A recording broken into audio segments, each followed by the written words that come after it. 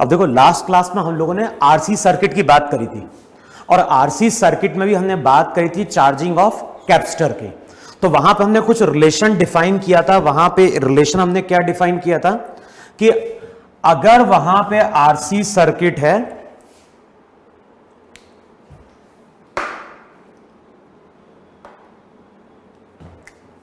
देखो जरा वहां पे हमने क्या डिफाइन किया था। वहां पे हमने डिफाइन किया था कि अगर हमारे पास एक कैपेसिटर है जिसका कैपेसिटेंस C है और इसको हम कनेक्ट कर रहे हैं विथ अ बैटरी, विथ एक कैपेसिटर है, सर्किट में कैपेसिटर था, कैपेसिटर का साथ में हमने कनेक्ट किया था रेजिस्टेंस, और यहां पे एक स्विच था और स्विच से हमने कनेक्ट किया था बैटरी को। देखो इधर ही था वहां पे।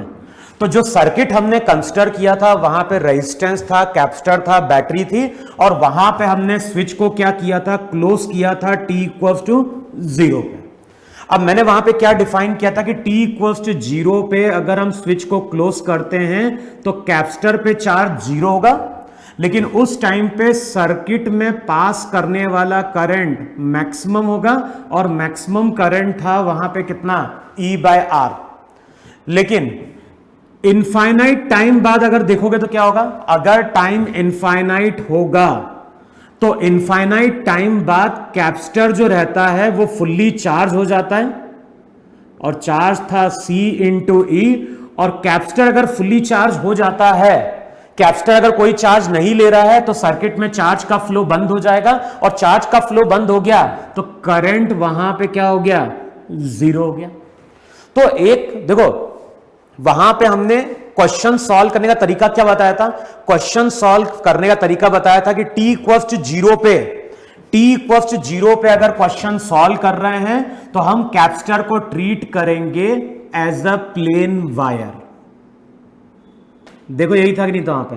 तो वहां पे करंट आ गया था E/R, और इनफाइनाइट टाइम बाद मैंने क्या बोला था, इनफाइनाइट टाइम बाद कैपेसिटर को हम ट्रीट करते थे एज एन ओपन की, क्योंकि उस केस में सर्किट में फ्लो करने वाला करंट क्या था, 0 था। तो कई बार हम ऐसा भी बोलते हैं कि जैसे जैसे कैपेसिटर पे चार्ज आता है, हम इसको ऐसे भी समझ सकते हैं कि जैसे जैसे कैपेसिटर पे चार्ज आ रहा है तो कैपेसिटर भी एक तरह का क्या कर रहा है, रेजिस्टेंस ऑफर कर रहा है। जैसे जैसे कैपेसिटर पे चार्ज आ रहा है तो कैपेसिटर भी एक तरह से क्या कर रहा है, चार्ज के फ्लो को क्या कर रहा है, अपोज कर रहा है। और इनफाइनाइट टाइम बाद अगर देखोगे, इनफाइनाइट टाइम बाद अगर देखोगे तो हम ये मान सकते हैं कि जो कैपेसिटर है वो एक तरह से इनफाइनाइट रेजिस्टेंस ऑफर कर रहा है, जिसके कारण करंट वहां पे क्या हो गया है, 0 हो गया। कैपेसिटर वैसे कोई रेजिस्टेंस ऑफर नहीं करता है, रेजिस्टेंस कौन ऑफर कर रहा है, ये R, ये करंट के फ्लो को क्या कर रहा है, अपोज कर रहा है। लेकिन सॉल्व करने का एक तरीका ऐसा भी होता है कि अगर किसी ब्रांच में कैपेसिटर लगा है तो हम सॉल्व करने का तरीका ऐसा लेते हैं कि इनिशियली कैपेसिटर कोई रेजिस्टेंस ऑफर नहीं कर रहा है, लेकिन जैसे जैसे कैपेसिटर पे चार्ज आ रहा है उसका रेजिस्टेंस बढ़ते जा रहा है, और इनफाइनाइट टाइम बाद वो इतना लार्ज रेजिस्टेंस ऑफर करता है कि उस ब्रांच में करंट क्या हो जाता है, 0 हो जाता है। तो वहां पे हमने बात करी थी कि या तो क्वेश्चन सॉल्व करते हैं t इक्वल्स 0 पे, जब न्यूमेरिकल सॉल्व करते हैं तो क्वेश्चन में कई बार बोलता है कि just after the switch is closed current की वैल्यू क्या है, या फिर पूछता है आफ्टर लॉन्ग टाइम। तो सबसे पहले जो हम न्यूमेरिकल सॉल्व करेंगे वहां पे हम बात करेंगे t इक्वल्स टू 0 की, t इक्वल्स टू इनफाइनाइट की। t इक्वल्स टू इनफाइनाइट का मतलब क्या है, t इक्वल्स टू इनफाइनाइट का मतलब था आफ्टर लॉन्ग टाइम। और मैंने ये बोला भी था कि क्वेश्चन में अगर कुछ भी नहीं बोल रहा है, न्यूमेरिकल में अगर कुछ भी नहीं बोल रहा है तो हमेशा हम इनफाइनाइट टाइम मान के चलेंगे। और इनफाइनाइट टाइम का मतलब हो गया कि जो कैपेसिटर है वो तुम्हारा स्टडी स्टेट में आ जाता है। स्टडी स्टेट का मतलब था कि कैपेसिटर जो है वो फुल्ली चार्ज्ड है। तो अगर न्यूमेरिकल में कुछ नहीं बोल रहा है, अगर न्यूमेरिकल में कुछ नहीं बोल रहा है तो हम ये मान के चलेंगे कि सर्किट जो है, सर्किट वहां पे लॉन्ग टाइम की बात कर रहा है। और सर्किट में अगर लॉन्ग टाइम की बात कर रहा है इसका मतलब है कि सर्किट स्टडी स्टेट में। तो क्वेश्चन में अगर कुछ भी नहीं बोल रहा है तो स्टडी स्टेट मान के चलना है। स्टडी स्टेट का मतलब है कैपेसिटर फुल्ली चार्ज है। कैपेसिटर फुल्ली चार्ज है, इसका मतलब है कि कैपेसिटर वाली ब्रांच में पास करने वाला करंट वहां पे क्या होगा, जीरो होगा। लेकिन अगर हम किसी टी टाइम की बात करते हैं तो किसी टी टाइम पे कैपेसिटर पे चार्ज का फॉर्मूला था Q equals to Q not 1 minus e to the power minus t by R C, और उस इंस्टेंट पे जो करंट था I की वैल्यू थी I not e to the power minus t by R C, और वहां पे लिखवाया था R इंटू सी, वहां पे टाइम कांस्टेंट था। तो कई बार उसको हम ऐसा भी लिखते थे माइनस टी बाय टाउ या फिर माइनस टी बाय टाउ यहां पे। तो जब न्यूमेरिकल सॉल्व करेंगे या तो टी इक्वल्स टू 0 होगा या इनफाइनाइट होगा या फिर किसी टी टाइम की बात कर रहा होगा। तो इनिशियली जो हम न्यूमेरिकल सॉल्व करेंगे वहां पे हम बात करेंगे टी इक्वल्स टू 0 की और टी इक्वल्स टू इंफिनिटी की। क्लियर बात ना? तो सबसे पहला क्वेश्चन लिखो वहां पे, मान लो अगर हमारे पास एक बैटरी है और ये जो बैटरी है, बैटरी का ईएमएफ 10 वोल्ट है, यहां पे एक स्विच है, यहां पे वायर का रेजिस्टेंस 5 ओम, साथ में यहां पे दिया है एक कैपेसिटर, और मान लो कैपेसिटर का कैपेसिटेंस दिया है वहां पे 2 माइक्रोफैराड। अब क्वेश्चन में क्या बोल रहा है, क्वेश्चन में बोल रहा है कि find out the current flowing through the circuit just after the switch is closed. तो t इक्वल्स टू 0 पे हम क्या कर रहे हैं, स्विच को क्लोज कर रहे हैं। और क्वेश्चन में क्या बोल रहा है, क्वेश्चन में बोल रहा है कि जिस इंस्टेंट पे हमने की को क्लोज किया तो बताना है उसके जस्ट बाद करंट कितना पास किया। तो मैंने क्या डिफाइन किया था, t इक्वल्स टू 0 पे कैपेसिटर को ट्रीट करो एज अ प्लेन वायर,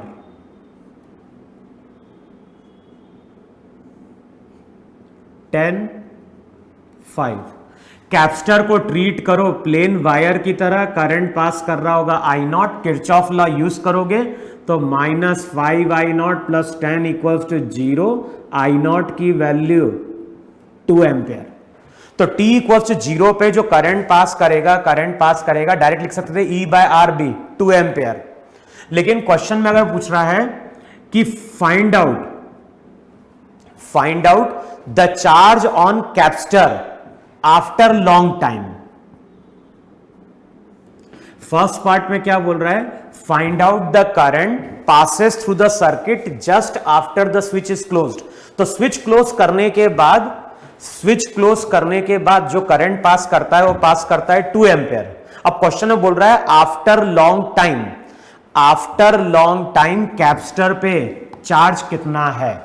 तो वहां पे याद होगा टाइम के साथ चार्ज बढ़ता है, इनफाइनाइट टाइम बाद कैपेसिटर फुल्ली चार्ज हो जाता था, यहां से प्लस चार्ज आया था, यहां से नेगेटिव चार्ज आया था, यही चार्ज का डिस्ट्रीब्यूशन है कि नहीं वहां पे।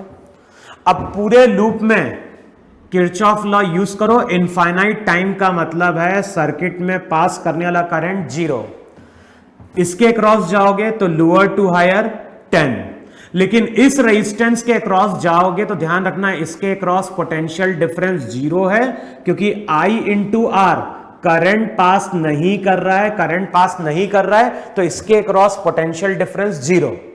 अब पोटेंशियल डिफरेंस इसके अक्रॉस बनेगा हायर टू लोअर, तो वहां पे लिखोगे minus Q not by C equals to 0, तो क्यू नॉट की वैल्यू आ जाएगी C into 10, that is 20 microcoulomb.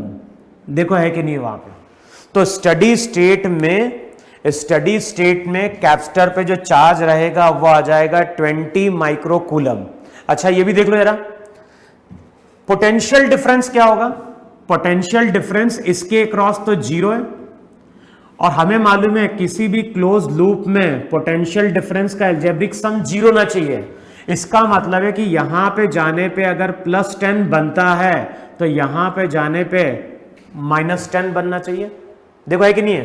तो अभी तो इन दोनों का समेशन वहां पे क्या हो जाएगा, 0 हो जाएगा। इसका मतलब है कि स्टडी स्टेट में जो पोटेंशियल डिफरेंस बैटरी की प्लेट के अक्रॉस होता है वही पोटेंशियल डिफरेंस कैपेसिटर की प्लेट के अक्रॉस होगा। क्लियर है इतना वहां पे। फिर next question, next diagram draw करो वहां पे। अब देखो जो नेक्स्ट डायग्राम है, नेक्स्ट डायग्राम में हम लोग क्या कर रहे हैं, वहां पे यहां पे एक बैटरी, बैटरी का ईएमएफ ई, यहां पे स्विच, यहां पे एक वायर,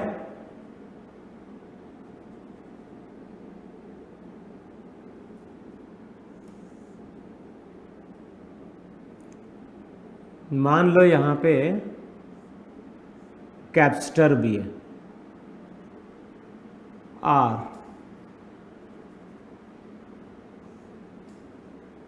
मान लो अभी हम ये सर्किट ले रहे हैं, तो मैंने जो सर्किट लिया है यहां पे रेजिस्टेंस भी लगा है, यहां पे तुम्हारा क्या लगा है, कैपेसिटर भी लगा है। अब क्वेश्चन में क्या बोल रहा है, क्वेश्चन में बोल रहा है t इक्वल्स टू 0 पे हम स्विच को क्या कर रहे हैं, क्लोज कर रहे हैं। t इक्वल्स टू 0 पे हम स्विच को क्लोज कर रहे हैं।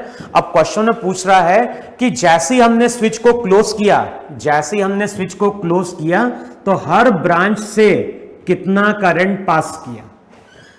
तो फर्स्ट पार्ट में बोल रहा है t इक्वल्स टू 0 पे कितना करंट पास कर रहा है, और नेक्स्ट पार्ट में बोल रहा है आफ्टर लॉन्ग टाइम कितना करंट पास करेगा। तो हमें मालूम है कि इनिशियली करंट मैक्सिमम होता है और टाइम के साथ करंट वहां पे क्या होता है, डिक्रीज होता है। अब t इक्वल्स टू 0 की अगर बात करोगे तो t इक्वल्स टू 0 पे सर्किट में कैपेसिटर एक प्लेन वायर की तरह वर्क करता है। तो t इक्वल्स टू 0 पे अगर डायग्राम ड्रॉ करोगे तो डायग्राम हमारा कुछ ऐसा होगा, R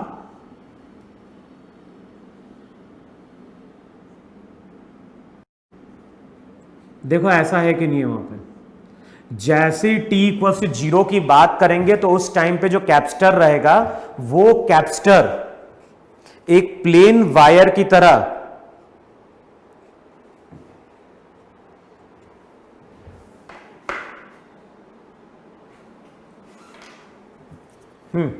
देखो t इक्वल्स टू 0 की बात करेंगे तो मैंने क्या बोला, t इक्वल्स 0 पे कैपेसिटर एक प्लेन वायर की तरह वर्क करेगा। अब ये बैटरी अगर I करंट सप्लाई कर रही है तो प्रॉपर्टी क्या लिखवाई थी, प्रॉपर्टी लिखवाई थी अगर पाथ में रेजिस्टेंस सेम होगा तो करंट मेरा इक्वल डिवाइड हो जाएगा।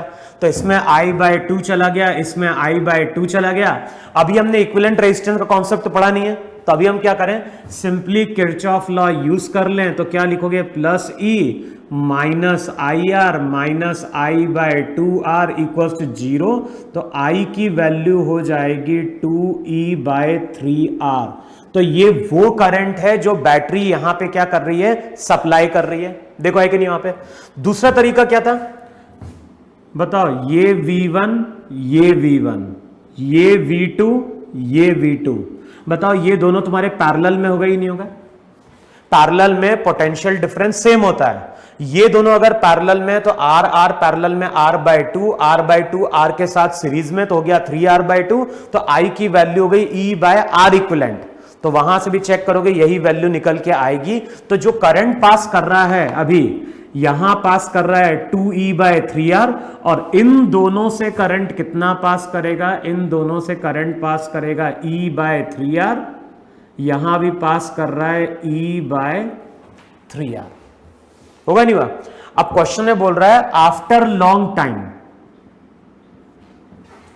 अब देखो अगर क्वेश्चन में आफ्टर लॉन्ग टाइम की बात कर रहा है तो आफ्टर लॉन्ग टाइम का मतलब है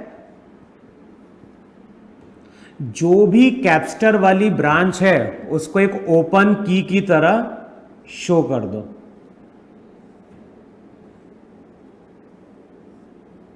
बोलो अब क्या बोलोगे। इनफाइनाइट टाइम बाद अगर देखोगे तो कैपेसिटर फुल्ली चार्ज हो जाएगा तो उसमें कोई करंट पास नहीं करेगा। अब पूरा का पूरा I' करंट इस पाथ को फॉलो कर रहा होगा, ये दोनों सीरीज में है। किरचॉफ लॉ अप्लाई करोगे, I' की वैल्यू हो जाएगी E/2R। तो जो करंट है, करंट की वैल्यू चेक करो 2E/3R से। 2E/3R का मतलब क्या है, 0.67 है ना। तो वहां से करंट डिक्रीज होके 0.5 हो जाता है। तो यहां पे करंट वहां पे क्या कर गया, डिक्रीज कर गया। अच्छा क्वेश्चन में पूछ रहा है कि किससे कितना करंट पास कर रहा है, तो इससे पास कर रहा है E/2R, इससे E/2R, और इससे पास करने वाला करंट वहां पे क्या हो गया, 0 हो गया। अच्छा, अब क्वेश्चन में कई बार ये भी पूछता है कि t इक्वल्स टू इंफिनिटी पे कैपेसिटर तो स्टडी स्टेट में, अब कैपेसिटर अगर स्टडी स्टेट में है तो उस पे चार्ज कितना है, तो ये हमें मालूम है कि करंट ऐसा गया था, करंट अगर ऐसा गया है तो इस पे प्लस क्यू चार्ज, इस पे माइनस क्यू चार्ज। अब हमें मालूम है कि इस प्लेट का पोटेंशियल अगर V1 है तो इसका भी V1 है, क्यों? क्योंकि इससे कोई करंट पास नहीं कर रहा है। ओम्स लॉ क्या बोलता है? ओम्स लॉ बोलता है कि अगर इससे करंट पास करता तब तो यहां पोटेंशियल डिफरेंस बनता, तो यहां पे V1, यहां पे V1, यहां पे V2, तो यहां पे V2, यहां पे V1, यहां पे V2, तो इस कैपेसिटर की प्लेट के अक्रॉस पोटेंशियल डिफरेंस है V1 माइनस V2, और यहां पे अगर मैं ओम्स लॉ अप्लाई करूं तो V1 माइनस V2 किसके बराबर? I डैश इंटू R के बराबर। अब बताओ V1 minus V2 I dash into R के बराबर, I डैश की वैल्यू कितनी थी? I डैश की वैल्यू थी E by 2R into R, तो ये हो जाएगा E बाय 2। अब कैपेसिटर की प्लेट के अक्रॉस अगर पोटेंशियल डिफरेंस मालूम है तो चार्ज हो जाएगा C इंटू E बाई 2, तो स्टडी स्टेट में कैपेसिटर की प्लेट पे जो चार्ज आएगा वो आएगा CE बाय 2। क्लियर इतना वहां पे? फिर देखो जरा, मान लो सर्किट कुछ इस तरह से दिया हुआ है, वहां पे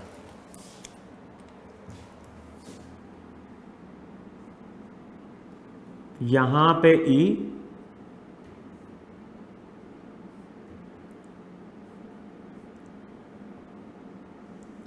सर्किट तो ऐसा भी हो सकता है, वहां पे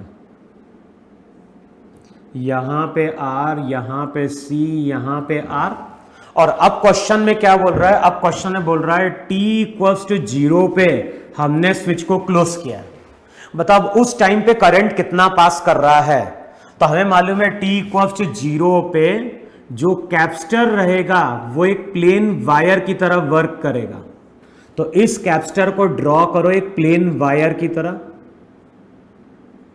देखो ये डायग्राम बन गया कि नहीं बन गया? ये डायग्राम बन गया t इक्वल्स टू 0 पे। अच्छा, अब इस बैटरी ने अगर I करंट सप्लाई किया तो वापस भी I करंट आएगा, लेकिन ये प्लेन वायर है, ये V, ये V, या इसको बोलो V1 V1 V1 V1, इस रेजिस्टेंस के across potential difference 0, potential difference 0, तो ओम्स लॉ के अकॉर्डिंग I इंटू आर का प्रोडक्ट 0 होगा। R तो 0 है नहीं, तो I वहां पे क्या होना चाहिए? 0 होना चाहिए। इसका मतलब है t इक्वल्स टू 0 पे पूरा का पूरा I करंट इस पाथ को फॉलो कर रहा होगा, तो जो भी करंट रहेगा वो E बाय R रहेगा। क्लियर? तो t इक्वल्स टू 0 पे कैपेसिटर एक प्लेन वायर की तरह वर्क कर रहा है, तो ये आगे वाला जो रेजिस्टेंस रहेगा वो यहां पे क्या कर जाएगा? शॉर्ट कर जाएगा, इससे कोई करंट पास नहीं करेगा। जो भी करंट रहेगा ये प्लेन वायर से होता हुआ चला जाएगा, तो I की वैल्यू वहां पे कितनी हो गई? E बाय R हो गई। अब अगले स्टेप में पूछ रहा है t इक्वल्स टू इंफिनिटी पे। अच्छा बताओ, t इक्वल्स टू अगर इंफिनिटी पे देखोगे, अगर t इक्वल्स टू इंफिनिटी पे देखेंगे तो t इक्वल्स टू इंफिनिटी पे जो कैपेसिटर रहता है वो वर्क करता है किसकी तरह? वो वर्क करता है एक ओपन की तरह, कि t इक्वल्स टू इंफिनिटी पे कैपेसिटर हमारा अब देखो क्वेश्चन में क्या बोल रहा था, फर्स्ट पार्ट में बोल रहा है वहां पे कि जैसे t इक्वल्स टू 0 पे हमने की को क्लोज किया तो सभी रेजिस्टेंस से कितना करंट पास करेगा। तो वहां पे हमने क्या बोला? t इक्वल्स 0 पे ये जो कैपेसिटर रहेगा प्लेन वायर की तरह वर्क कर रहा है, तो ये शॉर्ट कर गया, I की वैल्यू कितनी आ गई? E बाय R आ गई। लेकिन अगर हम इनफाइनाइट टाइम की बात करेंगे तो कैपेसिटर एक ओपन की तरह वर्क करेगा, और कैपेसिटर अगर एक ओपन की तरह वर्क करेगा तो पूरा का पूरा करंट इस पाथ को फॉलो कर रहा होगा। दोनों ही तुम्हारे वहां पे सीरीज में है, तो रिजल्ट हो जाएगा I equals to E by 2R। तो करंट जो था वो E बाय R से डिक्रीज होके E बाय 2R आ गया। अब यहां पे फिर से लगा दो एक कैपेसिटर। अब कई बार क्वेश्चन में भी पूछता है कि स्टडी स्टेट में, कई बार क्वेश्चन में पूछता है कि स्टडी स्टेट में कैपेसिटर पे चार्ज कितना है, तो प्रॉपर्टी क्या है? इसका V1 तो इसका V1, इसका V2 तो इसका भी क्या हो गया? V2। तो कैपेसिटर की प्लेट के अक्रॉस जो पोटेंशियल डिफरेंस है वो V1 माइनस V2 है, और V1 माइनस V2 की वैल्यू यहां पे ओम्स लॉ से आ जाएगी I into R, that is क्या हो गया E/2। और पोटेंशियल डिफरेंस अगर E/2 है तो इस पे चार्ज प्लस Q, इस पे चार्ज माइनस Q, और Q की वैल्यू कितनी हो जाएगी, Q की वैल्यू हो जाएगी C इंटू V, तो ये हो जाएगा CE/2। तो इसी तरह से वहां पे हम क्वेश्चन सॉल्व करते हैं t इक्वल्स 0 पे और t इक्वल्स टू इंफिनिटी पे।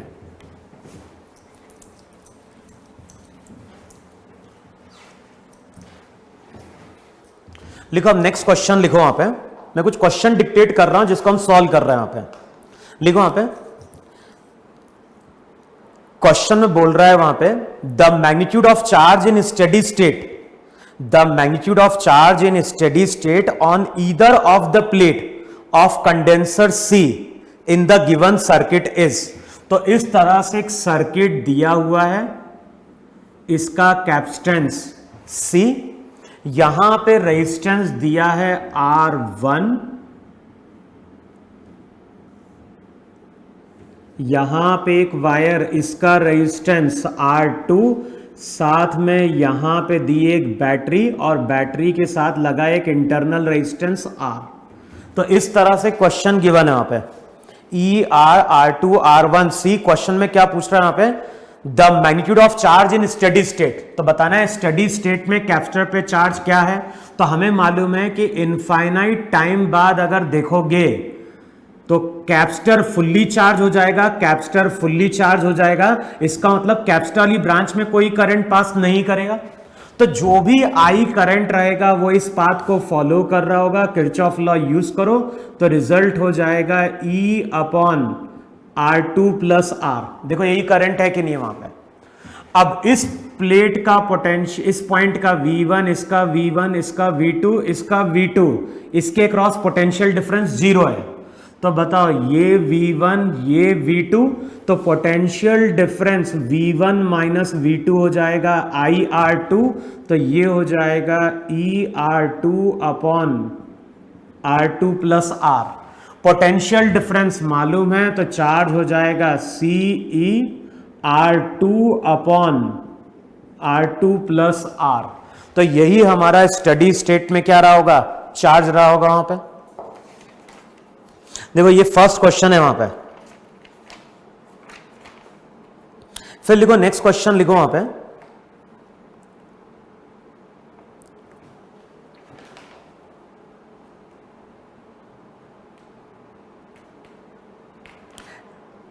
नेक्स्ट क्वेश्चन कुछ इस तरह से दिया हुआ है।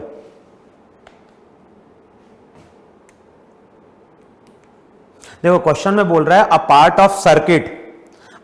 Of a circuit in a steady state along with the current flowing in the branches is shown in the figure.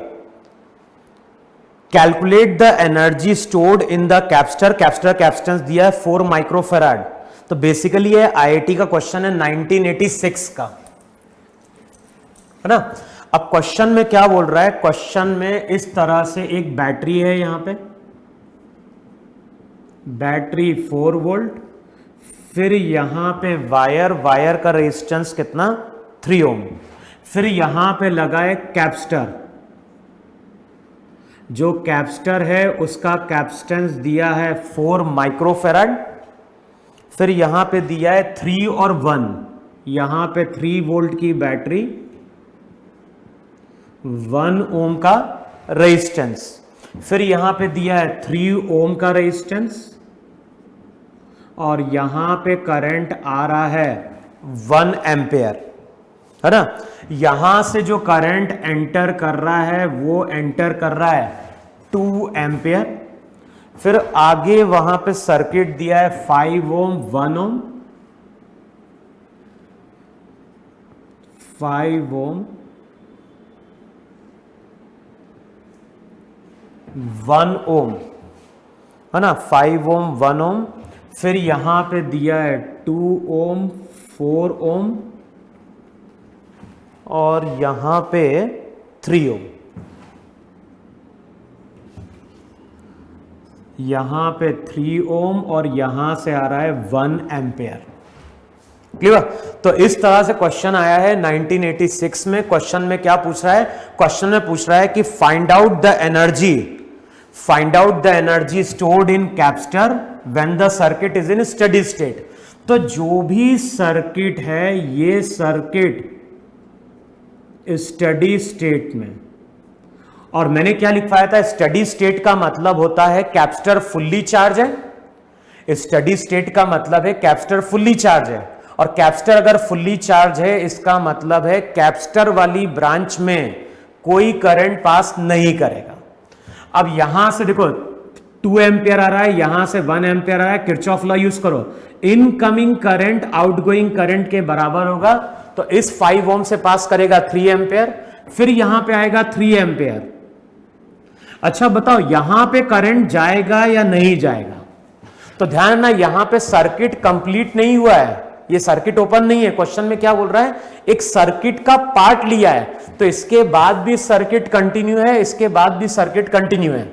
अब इधर करंट जाएगा या नहीं जाएगा? तो यहां पे चेक करो, यहां पे आ गया 1 एम्पियर, देखो है कि नहीं? यहां पे आ रहा है 1 एम्पियर, और यहां पे इस तरह से दिया हुआ है 2 एम्पियर।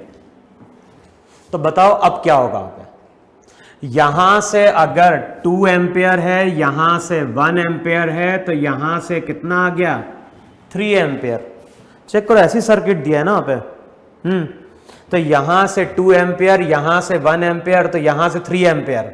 अब यहां से 3 एम्पियर आ रहा है, यहां से 3 एम्पियर आ रहा है, तो इसमें कितना चला जाएगा? इसमें चला जाएगा 6 एम्पियर। देखो है कि नहीं है वहां पे? तो इस तरह से सर्किट दिया हुआ है, और हमें कैलकुलेट क्या करना है? पोटेंशियल पहले कैलकुलेट करेंगे, पोटेंशियल डिफरेंस। तो इसका V1, इसका V2, तो यहां पे V1, यहां पे V2। अब कैपेसिटर की प्लेट के across potential difference V1 minus V2 है। अब कैसे मिलेगा V1 माइनस V2? तो यहां से चलो और यहां से मूव करके इस पॉइंट पे आओ, तो क्या लिखोगे? V1। यहां पे क्या हो रहा है? यहां पे हम जा रहे हैं करंट के अलोंग, तो करंट के अलोंग क्या होगा? -5 × 3। यहां पे भी हम करंट के अलोंग, तो -3 × 1। यहां पे हम जा रहे हैं करंट के ऑपोजिट, तो प्लस लिखो 2 × 3 = V2। चेक करो ये है कि नहीं?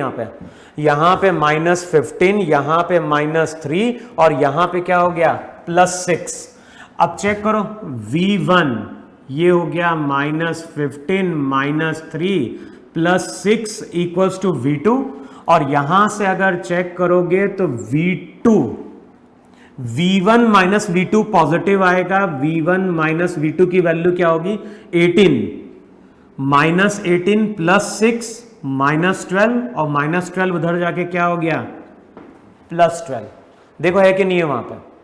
तो पोटेंशियल डिफरेंस पॉजिटिव आ रहा है, इसका मतलब है कि V1 हायर पोटेंशियल पे है, V2 लोअर पे है। इसका मतलब है इस पे चार्ज +Q, इस पे चार्ज -Q वहां पे।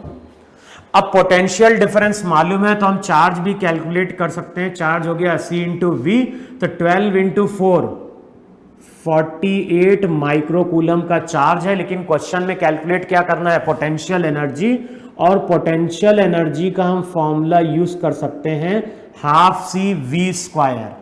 C कितना था? 4 माइक्रोफेराड इंटू तो 2 6। अब इसको मल्टीप्लाई कर दो वहां पे, तो 6 × 12 × 12 144 × 2। चेक करना 248 माइक्रोजूल एनर्जी आ रही है कि नहीं आ रही है? देखो है कि नहीं है? 72।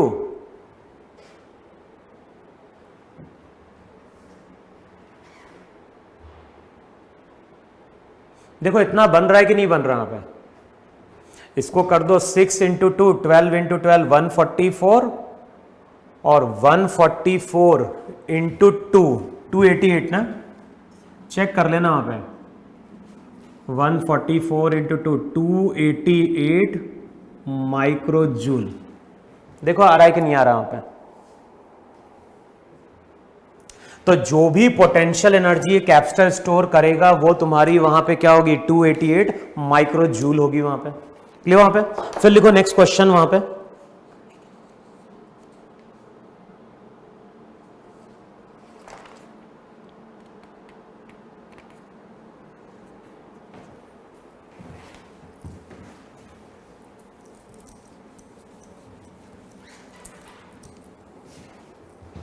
देखो जो नेक्स्ट क्वेश्चन है,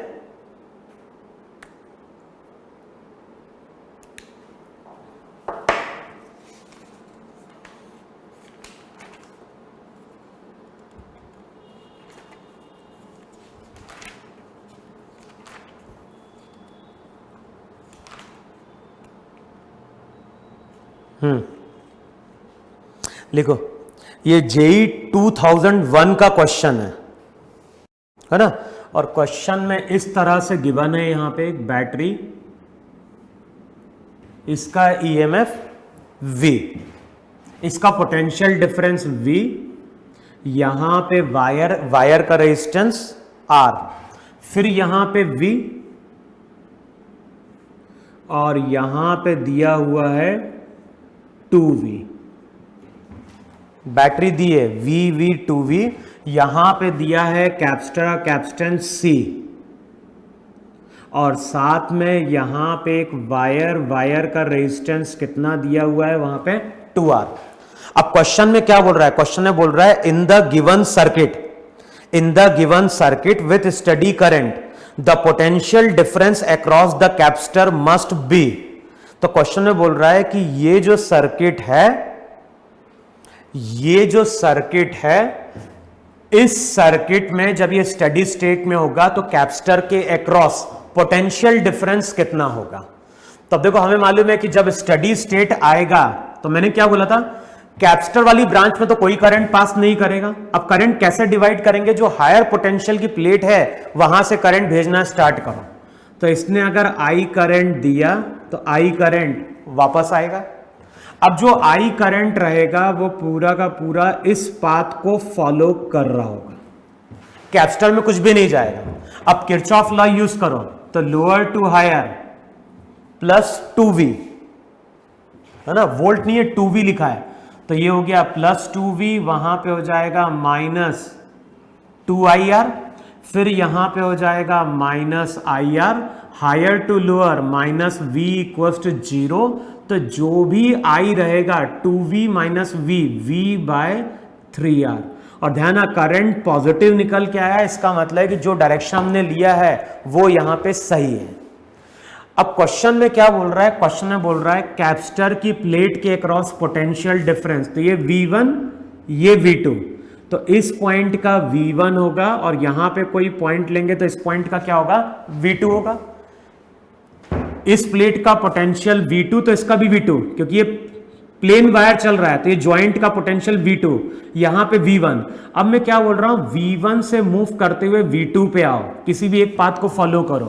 तो V1 यहां पे जाओगे माइनस IR, यहां पे higher to lower minus V, फिर यहां पे जाओगे lower to higher plus V equals to क्या हो गया, V2।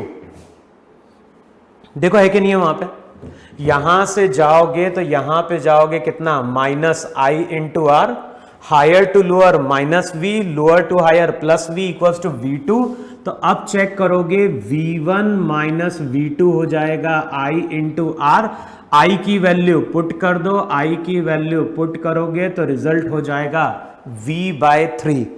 तो जो तीन ऑप्शन थे उसमें एक ऑप्शन था V, second option V/2, third option V/3, और चौथा क्या था, 2V/3 था। ध्यान, गलती से अगर तुम यहां से यहां तक आते, मान लो V1 से मूव करके V4 पे आते, तो इक्वेशन लिखते V1 minus IR higher to lower minus V equals to V4। अब V1 माइनस V4 देखते तो वो होता V/3 प्लस V, 2V/3 होता, लेकिन ये आंसर नहीं होता। एक ऑप्शन ये दिया था वहां पे 2V/3, तो 2V/3 पोटेंशियल डिफरेंस इन दो पॉइंट के बीच का है, और हमें पोटेंशियल डिफरेंस चाहिए between the two plates of a capacitor. तो इस तरह से वहां पे न्यूमेरिकल को हम क्या करेंगे, सॉल्व करेंगे वहां पे। क्लियर है ना। नेक्स्ट क्वेश्चन लिखो वहां पे। अच्छा, अब जो नेक्स्ट क्वेश्चन है ये अगेन आईआईटी का क्वेश्चन है 2007 का। क्वेश्चन में यहां पे एक कैपेसिटर दिया है 3 माइक्रोफैराड का, यहां पे एक दिया है 6 माइक्रोफैराड का, यहां पे रेजिस्टेंस है, यहां पे रेजिस्टेंस है, एक रेजिस्टेंस दिया है 3 ओम, एक रेजिस्टेंस 6 ओम, यहां पे एक पॉइंट दिया है x और यहां पे एक पॉइंट दिया है y, यहां पे स्विच ओपन है। फिर यहां पे लगी है साथ में बैटरी और बैटरी है 9 वोल्ट की।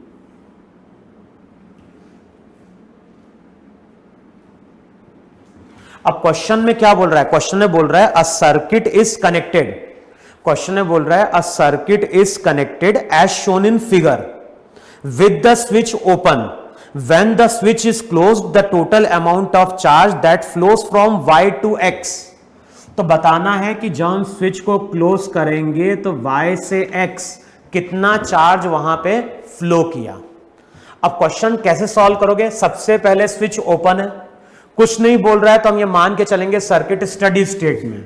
सर्किट अगर स्टडी स्टेट में है तो कैपेसिटर में कोई करंट नहीं जाएगा, अभी पूरा का पूरा आई करंट इस पाथ को फॉलो कर रहा होगा। किरचॉफ लॉ यूज करो, -3i -6i plus 9 equals to 0, तो आई की वैल्यू यहां पे आ गई 1 एम्पियर। देखो है कि नहीं? वहां पे जो भी आई रहेगा, आई तुम्हारा वहां पे हो जाएगा 1 एम्पियर। अच्छा, यहां पे अगर पोटेंशियल मान रहे हो V1, यहां पे पोटेंशियल मान रहे हो V2, तो चेक करो V1 minus V2, V1 minus 3i minus 6i equals to V2, तो V1 माइनस V2 की वैल्यू, और ऐसे ही दिख रहा है कि ये V1 ये V2, तो जो पोटेंशियल डिफरेंस है वो तुम्हारा यहां पे 9 वोल्ट का है। और ध्यान है यहां पे स्विच ओपन है, तो इनिशियली जो भी चार्ज गया होगा, चार्ज पहले यहां पे डिवाइड हुआ होगा, यहां से जो भी चार्ज आया चार्ज डिवाइड हुआ। इन दोनों में चार्ज हमेशा कैसा जाएगा? सेम, क्योंकि सीरीज में। समझ में? ये स्विच जब ओपन होगा तो ये दोनों कैपेसिटर सीरीज में होंगे, और सीरीज में होंगे तो इस पे चार्ज अगर प्लस क्यू, इस पे माइनस क्यू, इस पे प्लस क्यू, इस पे माइनस क्यू। अब बताओ किरचॉफ लॉ यूज करो इस पूरे लूप में, तो क्या लिखोगे वहां पे? +9 minus Q by 3 minus Q by 6 equals to 0। देखो है कि नहीं है वहां पर? अगले स्टेप में वैल्यू क्या हो जाएगी? या फिर ऐसा भी हम यूज कर सकते हैं कि दोनों पे चार्ज तो सेम क्या है। देखो या तो किरचॉफ लॉ यूज करें, या फिर हम ये भी रिजल्ट यूज कर सकते हैं कि इन दोनों का इक्विवेलेंट कैपेसिटेंस निकाल लें। तो इन दोनों का वहां पे C इक्विवेलेंट कितना हो गया सीरीज में? C1 C2 6 × 3 18/9। चेक करो 2 माइक्रोफैराड है कि नहीं? अब जो चार्ज जाएगा C इक्विवेलेंट इंटू V, तो ये हो जाएगा 2 × 9 दैट इज 80 माइक्रोकूलम। देखो ऐसे भी कैलकुलेट कर सकते, नहीं कैलकुलेट कर सकते हैं, चाहो तो यहां से कैलकुलेट कर लो। वहां पे Q/3 प्लस Q/6 किसके बराबर हो जाएगा? 9 के बराबर हो जाएगा। चेक करो इतना आ रहा है कि नहीं आ रहा है। मैंने अभी क्या किया, वहां पे पोटेंशियल डिफरेंस मालूम है, इन दोनों कैपेसिटर की जगह एक सिंगल कैपेसिटर यूज करोगे तो वो भी इतना ही चार्ज लेगा जितना इन दोनों ने मिलके लिया है। तो पहले C इक्विवेलेंट निकाला कितना? 18/9 2 और 2 × V, Q की वैल्यू जाएगी C इक्विवेलेंट इंटू V, तो चार्ज आ गया 18 माइक्रोकूलम। तो ये तो इनिशियली तुम्हारा चार्ज था। अब कुछ टाइम बाद हमने की को क्या कर दिया? क्लोज कर दिया। कुछ टाइम बाद हमने की को वहां पे क्या कर दिया? क्लोज कर दिया। अच्छा, की को क्लोज कर दोगे तो बताओ करंट का क्या होगा? अगर हम की को क्लोज कर देंगे तो अभी भी सर्किट मेरा कैसा है? स्टडी स्टेट में। तो इसमें यहां से कोई करंट गया, इसमें नहीं जाएगा, यहां पे करंट आएगा, इसमें नहीं जाएगा, तो करंट यही होगा कि नहीं होगा? तो फिर से करंट की वैल्यू तो तुम्हारी वही निकल के आ गई 1 एम्पियर। अब मान लो जब हमने स्विच को क्लोज किया होगा तो कुछ चार्ज फ्लो किया होगा, तो मान लो ये Q1, ये तुम्हारा Q2। देखो है कि नहीं है वहां पे? एक हो गया तुम्हारा वहां पे, एक पे चार्ज मान लो Q1 और दूसरे पे चार्ज मान लो वहां पे Q2। अब बताओ रिलेशन कैसे मिलेगा, Q1 Q2 की वैल्यू कैसे कैलकुलेट करें वहां पे, बोलो।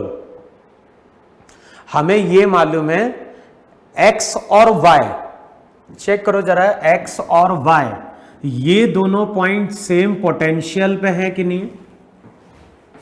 तो अब क्या करो, वहां पे इस पॉइंट से मूव करते हुए वापस इस पॉइंट पे आओ, तो क्या लिखोगे, v, यहां पे जाओगे लोअर टू हायर, तो ये हो जाएगा प्लस Q1/3। यहां पे हमारे करंट के अलोंग, तो लिखोगे -3i equals to v, v से v कैंसिल आउट हो गया। I कितना था, I था 1 एम्पेयर, I की वैल्यू 1 पुट करोगे तो Q1 जो आएगा वो आ जाएगा वहां पे 9 माइक्रो कूलम। देखो है कि नहीं है वहां पे, तो Q1 की वैल्यू हो गई 9 माइक्रो कूलम। अब सिमिलरली इस पाथ पे चले रहा, इस पाथ पे चलोगे तो हायर टू लोअर, पहले V minus Q2/6, minus Q2 higher to lower minus Q2/6, यहां पे करंट के opposite +6 into I equals to V, V से V कैंसिल आउट होगा। अब Q2 जो रहेगा वो कितना हो जाएगा, Q2 हो जाएगा 6 इंटू 6, ये हो जाएगा 36 माइक्रो कूलम। देखो है कि नहीं है वहां पे। अब बताओ Q1 की वैल्यू मालूम है, Q2 की वैल्यू मालूम है, तो हम निकाल सकते हैं कि XY से कितना चार्ज पास किया होगा। तो चेक करो, यहां पहले चार्ज कितना था, इस प्लेट पे पहले चार्ज था +18, इस पे था -18, इस पे भी था पहले +18, इस पे -18। देखो ये था ही नहीं था वहां पे। अब ये जो -18 चार्ज है वो कितना बन गया, वो बन गया -9, है ना। और जो +18 था वो बढ़ के अब कितना बन गया 36। देखो है कि नहीं वहां पे। तो अगर पहले से चार्ज 18 था और ये 36 हो गया तो इस डायरेक्शन में 18 माइक्रोकूलम का चार्ज आया होगा। और यहां पे अगर -18 है, -18 से -9 हो रहा है, तो इसका मतलब है कि इस डायरेक्शन में 9 कूलम का चार्ज आया होगा। देखो है कि नहीं वहां पे। तो जो टोटल चार्ज गया y से x की ओर वो हो जाएगा 18 + 9 दैट इज 27 माइक्रो कूलम। तो यहां पे 4 ऑप्शन थे, पहला ऑप्शन था 0, second option 54 micro coulomb, third option दिया था 27 और चौथा था 81। तो चेक कर लेना कैलकुलेशन एक बार, इतना आ रहा है कि नहीं आ रहा है। देखो तो जो टोटल चार्ज पास किया था वो पास किया था वहां पे 27 माइक्रो कूलम। फिर देखो वहां पे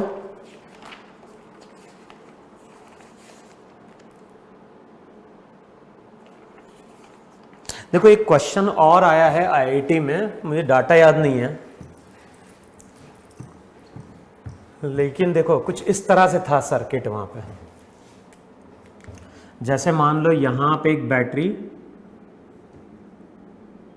4 वोल्ट, फिर यहां पे 2 ओम,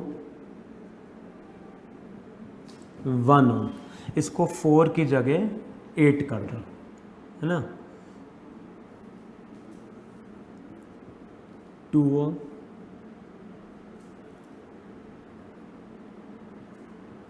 4 ओम कैप्स्ट्रा कैपेसिटेंस मान लो 2 माइक्रोफैराड,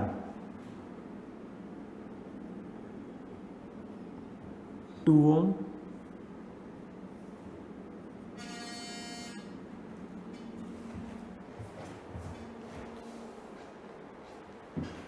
फिर यहां पे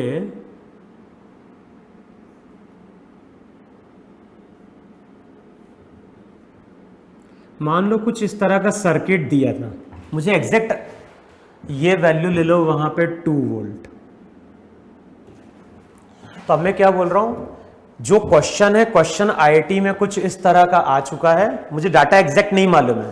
क्वेश्चन में क्या बोला गया था, क्वेश्चन में बोला गया था कि इस कैपेसिटर ने एनर्जी कितनी स्टोर करी है और इस कैपेसिटर पे चार्ज कितना है। तो क्वेश्चन में बोल रहा है कि इस कैपेसिटर पे चार्ज कितना है और इस कैपेसिटर पे एनर्जी कितनी है।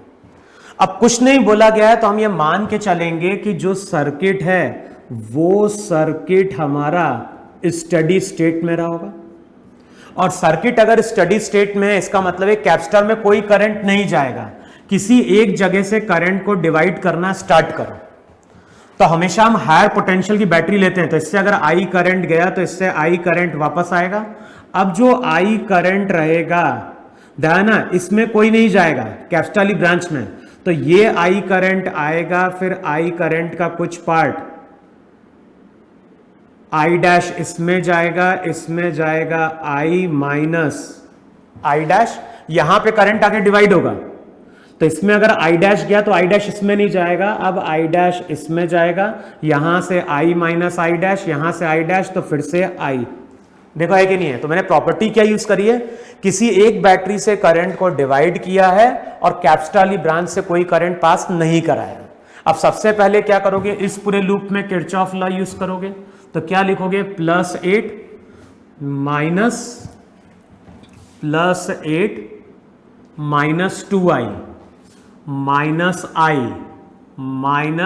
-2i higher to lower -2i minus I dash +2 = 0, इसको बोल दो इक्वेशन 1, है कि नहीं।